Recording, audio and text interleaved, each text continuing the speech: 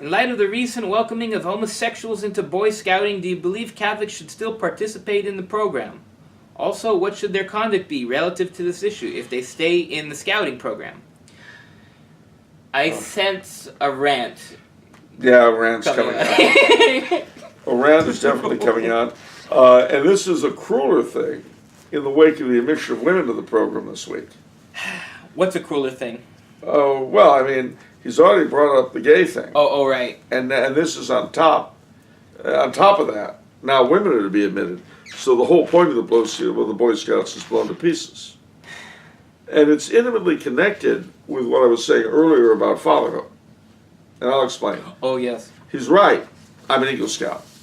My brother is an Eagle Scout. 4 of my nephews are Eagle Scouts. 1 more is just about to get it. My brother went into the Cubs in '61. And on and off, he's been dealing with scouting down to the present because of my youngest nephew. I became a Cub Scout in 1969. I got my Eagle in '77. Left the program when I went away to college in '78. I guess what I'm trying to say is we're sort of a scouting family. Okay. And this kind of means a lot to me personally. But I realized as I was thinking about the collapse of the program in the past few years and breaking holes in my wall, in a way, scouting as we've known it dying had to happen. Why? What is the Scout Oath? On my honor, I will do my best to do my duty to God and my country, or to God and the Queen, if you're in the Commonwealth. To help other people at all times, to obey the Scout law, to keep myself physically strong, mentally awake, and morally straight. You gotta abolish that one. Well, this flies completely in the face of everything we as scumbags are. Of course. On my honor. Let's start with that. Okay. What is honor? I don't know. You tell me. I won't. I won't. It's something that we did learn as Scouts. But it's something that is totally alien to the gaping bordello that we are as a society. On my honor, I will do my best to do my duty. I say, hold on right there. My duty? What in God's name is duty, ladies and gentlemen? Duty to what? To my stupid self, that's what. To God and my country. Duty to God? Duty to country? God, who probably doesn't exist the way I was taught in school, and the country, which only has meaning in terms of whoever's ruling it? The idea that there could be a duty to country above and beyond party? Wow. The Scout law, do you know what that is? No idea. A Scout will be trustworthy, loyal, courteous, clean, thrifty, obedient, or brave. I missed it up there. Brave, clean, and reverent. Trustworthy, loyal, courteous, brave. Aren't these things still intact? Don't they abide? No, we don't do any of that stuff anymore because they all require more out of us than lip service. What are we supposed to be loyal to beyond ourselves than our own interests, our own tastes? And as for brave, you get yourself hurt being brave. I mean, everything's fine until somebody throws a gas grenade, then we run, or a smoke grenade. You've seen the Intifada people fighting it out with the whatnots. I try not to, but yeah. I mean, this irreverent, clean. And then going on with the oath, help other people at all times? Help other people when they're not paying me? That's madness. That gets in the way of my life, liberty, and pursuit of happiness. Yeah, I'll say. And then to keep myself physically strong, you see as my gut and my chin show you, I've kept that part well. Mentally awake? Oh, come bloody on. Morally straight? Ladies and gentlemen, the scouting program, as I knew it, is in its ideology, in what it taught, an absolute attack on everything we have come to hold dear as modern Americans. It is dying and deserved to die because it shows us up for what we are. I feel better now. Oh, good. It's gallows bitterness. But now to answer my old friend John Ryan's question, what was it? Should Catholics still participate, given all this stuff? Not in the scouting program anymore, no. But there are alternatives. There is the Federation of North American Explorers, which is linked to the Catholic Scouts in Europe. And there is the Troops of St. George, which has also been founded in the wake of the whole gay thing. But, you know, one of the things about American scouting, which I have to point out, European scouting fairly soon broke up into pieces along denominational lines. And then those broke up between conservatives and liberals. American scouting maintained its religious but non-denominational character up until the present. It did not break up into little pieces. But two things happened. One, the civilization around it changed, and the insistence upon both a belief in God and a basic morality divorced it from the society in which it lived. But something else happened at the same time, and that is that it became much less about the boys and much more about the bureaucracy that developed. Now you got to understand that scouting in my day, remember what we just said about fathers, scouting in my day was very much connected with the fathers. It's not like the scoutmaster and assistant scoutmasters, you know, you're dumped in their hands and that's the end of it. No, not at all. Every troop had what was called a committee, and the fathers of the troop were supposed to serve on the committee. Now what this meant practically was that you often saw your father doing things you'd never see your father do otherwise. Interesting. You might see him, I mean, I've always been an urban kid. I rarely went anywhere in the country with my dad. But a number of the times I did was scouting. I saw him interacting with other fathers from the committee. I saw him interacting with other kids. And the interesting thing about my dad, it's funny, the now deceased assistant scoutmaster of my troop at that time said in reference to the scoutmaster, Dick would tear a kid down, your father would put it back together.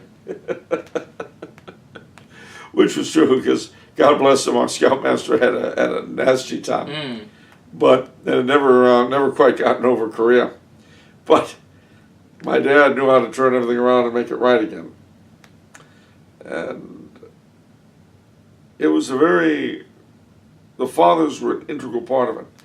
But what happened over time is that they stopped having fathers, because the number of kids in broken homes skyrocketed. So then you started having mothers on the committee. But see, a mother will never understand a boy the way a committed father will. It just can't. You know, it doesn't mean they don't love them, but they love them in a different way. And they can't understand them the way a father who applies himself will. It's just, you know, boys take risks. Yeah. Boys compete with each other. Not the way women do. And that's an interesting thing. With men, and this was a great thing that scouting encouraged, the idea of competing with a man without hating him, without disliking him, even with really being a pal, and yet being able to compete. That's something that is a very masculine trait. The ability after a competition or a game, you know, to kick back with a few cokes and laugh over the whole thing. That's the sort of thing that scouting teaches. But it's not something you can or should expect mothers to get into. You know, I mean, it's the old gag. If you're a kid beats up the neighbor's kid, who do you want to talk with, the father or the mother? Presuming there's both. Well, you talk to the father, and he'll ask his kid, why'd you let that moron next door beat you up? Whereas the mother will be, oh my gosh, that monster of yours. Right. So, the scouting program was suffering already a lot in the late 60s and the 70s, 80s through that. At the same time, as I say, the culture was changing in a more toxic direction. And I think toxic, unhuman, anti-life, that covers it. And that naturally had its effect. Because remember, the President of the United States was the honorary chief scout. Oh. The scouting was woven into the warp and woof of many, many local communities. Philadelphia, for instance, they had a big scout headquarters that the scouts, it was on city land, the scouts rented it for $1 a year. Why? Because scouting did a lot of things for a lot of kids. In urban areas, it got them out into the countryside. In rural areas, it got them together and pulled them out of their isolation. It had something for everybody. And the merit badges, which you had to acquire to go from one rank to another, they taught you all sorts of things, from bookbinding to American history. I mean, a lot of the leadership skills that I use now in different organizations I belong to, I got from the Scouts. Many of my friends today, I first knew in scouting. So it was an important thing. But as it went on, another thing happened, and that was while the mothers were getting more into it, and the fathers were decreasing, the bureaucracy of the thing grew bigger and bigger, larger and larger salaried staff. So obviously, these bureaucrats become ever more interested in securing their salaries, rather than the mission of the thing. And that's something, to be fair, you see throughout our society today. You see it in the church, you see it in charities of all kinds, fraternal organizations. Mm-hmm. It's just, everything. Yeah. But a good sample of that, I mean, the local councils would have headquarters. The one in L.A. was a nice old home. It was a rustic sort of thing. Had a statue of the Unknown Scout in front of it. You probably never heard of the Unknown Scout? The Unknown Scout. Well, the way scouting came to this country was back in 1905. There was an American who's naturally, I wouldn't make tenderfoot today because I can't remember his name. It wasn't Richard Harding Davis, I don't think. But anyway, whoever it was, he was in London on a business trip. And there was a huge London fog, and in those days, the fogs in London were killers. So he was lost. And this kid in a scout uniform comes out of the fog. And he offers, he says, are you lost, sir? He says, yeah, I am. And he guides him to where he's going. So he offers the kid a buck, or not a buck, a pound. And the kid says, oh, no, thank you, sir, I'm a Boy Scout. We don't take money. And then the kid went off. Well, he was so taken with the whole thing that he advertised in the paper to find out who this kid was. Never did. Wow. And so in scouting lore to this day, he is called the Unknown Scout. And the big thing that made the headquarters of Scout way different from just a regular frame house, which was nice, was the statue of the Unknown Scout outside. Well, unfortunately, that was replaced with this huge thing that looks like a little San Quentin prison. It's a gigantic thing. But that symbolizes the change of the program. And people like that are, of course, much more interested in maintaining their salaries than they are in the program. And I don't blame them. I mean, we all have to make a living. Right. But that was not the way the program was supposed to be. I'll just say one more word about it, and that is that Lord Baden-Powell, who was the founder of Scouting, they say all sorts of terrible things about him now. He's an imperialist and a racist and this and that. And fascist? Almost. You see, anything you can think of that's bad. Yeah. That mouth is yapping. Everything, all the bile it's got, it's spewing. But one thing you can't take away from him is he knew boys.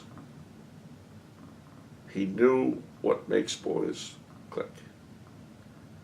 He knew how to bring the best out of them, which was what scouting was supposed to be about.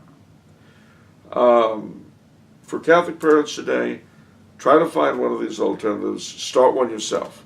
And again, as with reading your kids' work, don't pretend you're not concerned. Don't pretend that you are concerned if you are not willing to do the work.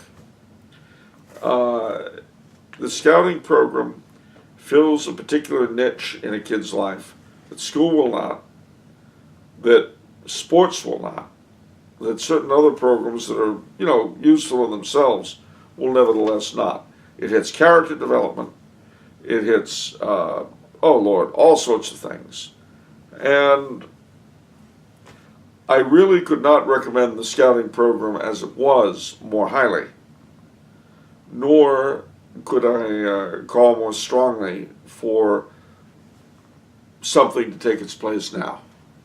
And as I say, those two alternatives come to mind. I'm sure if you look around, you can find others. Do you think the liberal movement will allow Boy Scouts and Girl Scouts to keep their names?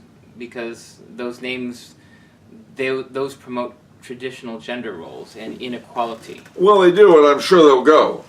With the Girl Scouts, it's interesting. The Girl Scouts became sort of very radicalized and feminized. And they're a different organization. They are. Which is interesting. In this country, they were founded by Clara Barton. But they were a very good program once upon a time. They really were. I can't pretend I'm as familiar with it, right, because my personal experience with Girl Scouts primarily extends to buying cookies. But I know that Lord Baden-Powell's sister, Lady Baden-Powell, was very big in the formation of Girl Guides, as they're called overseas.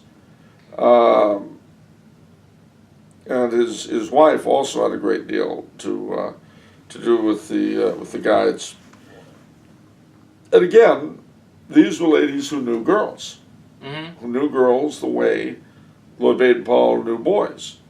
And these are very specialized beings, and the training and formation of girls and boys into men and women is surely one of the most precious things, one of the most important things any society, even this one, is capable of.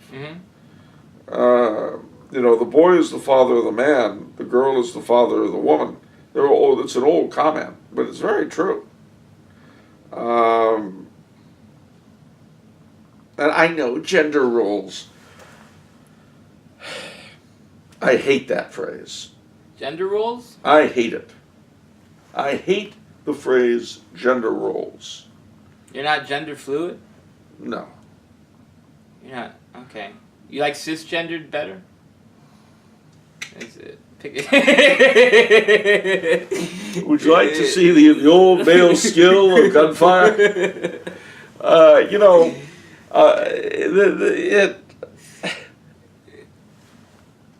Again, ladies and gentlemen, younger folk out there, I'm sorry. I am so sorry. We have presented you a pile of excrement on a silver platter and told you it's food. It's not. And the problem with you kids is you smell it and you go, it doesn't smell very good. You look at it, so it doesn't look very good either. But it's on a silver platter, and the older people that presented it to us, they say it's food. And some of you say, well, it doesn't smell like food, it doesn't look like food, and I'm not eating it. You're right. You're absolutely right. What, however, can't be done for you overnight is to give you everything that's been taken. I can reminisce, believe me, ladies and gentlemen, nobody gets more nostalgic than I do, and not just about Scouts. And God knows what I was in was a society declining into the garbage we have now. All right? So it's not like I come to you as a messenger from some golden age. It was better in the sense that the primary or the secondary stage of a disease is better than the tertiary or quaternary. when I had headaches and had difficulty walking as opposed to chunks falling out of my face. Yeah. But having said all of that, it does fall to you to reconquer it all, to regain it all, to pick up the pieces, the wretched remnants we've left behind, and try to rebuild something decent out of them. That falls to you. I wish I could tell you something more comforting than that, but look at the bright side. It does require heroism. Heroes are remembered. Those who go with the flow just slide down into the sewer.